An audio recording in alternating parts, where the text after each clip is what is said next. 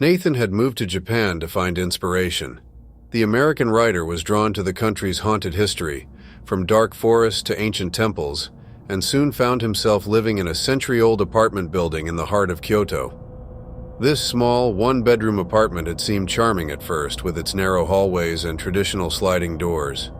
But as time passed, Nathan began to sense that he was not alone in the apartment. It all started with small things. Items moved slightly from where he had left them, his laptop opened when he knew he had closed it, and once, his phone flashlight flickered on in the dead of night. Being a horror writer, Nathan was familiar with tricks of the imagination, and convinced himself he was simply projecting his own ideas onto his surroundings. But the nights only grew stranger. One night, as he typed on his laptop working on his new horror novel, he felt an icy draft across the back of his neck.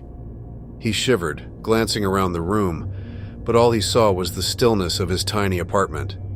He tried to shake it off and return to his work, but the draft seemed to grow colder, surrounding him, pressing down with a weight that left him breathless. Just as he started to type again, he heard a faint knock.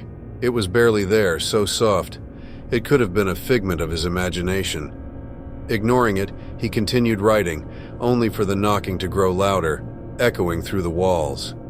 Each knock seemed to come from every corner of the room. Nathan rose, heart pounding through his chest. He opened the apartment door, expecting to see a neighbor, but the hallway was empty, silent under the flickering lights. Confused, he closed the door and returned to his desk.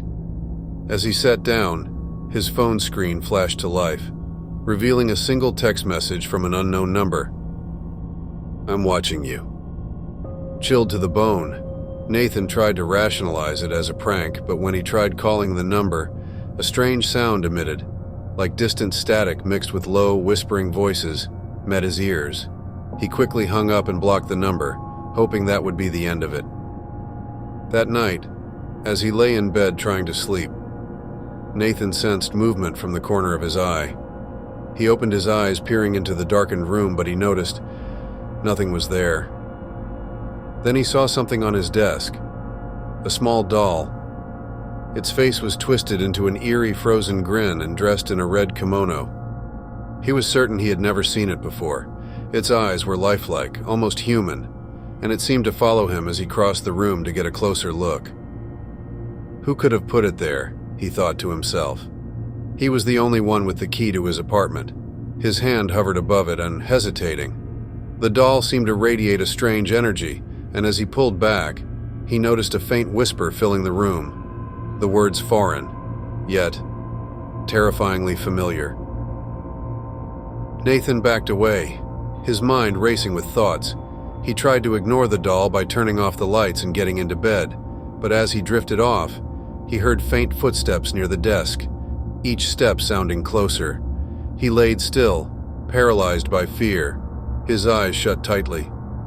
Then, in the silence, he felt it. A soft hand, cold as ice, pressing down on his shoulder. He jolted awake, but the room was empty. The next morning, Nathan decided he couldn't stay in the apartment any longer. He packed a bag, resolved to stay in a hotel, and as he was leaving, he informed his landlord of the strange happenings. But the landlord's face turned pale. You saw the doll?" he asked. He said in a trembling voice. "Yes," Nathan replied. "Why?" Nathan curiously answered. The landlord took a long breath. "Years ago, there was a tenant, a woman who lived here alone. She was found dead, clutching that doll.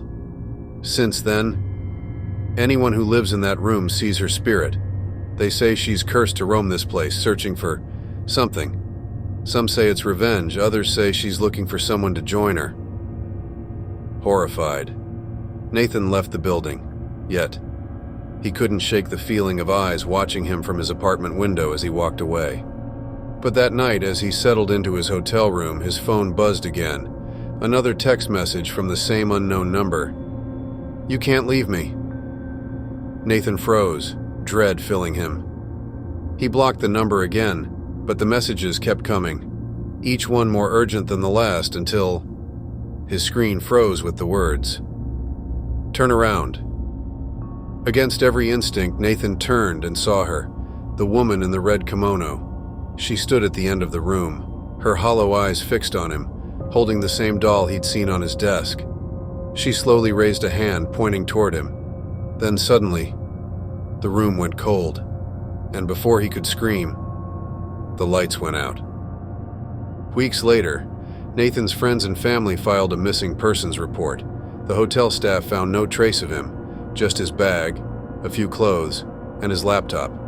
However, on his desk, they found a doll, dressed in a red kimono, with a note beside it in Nathan's handwriting.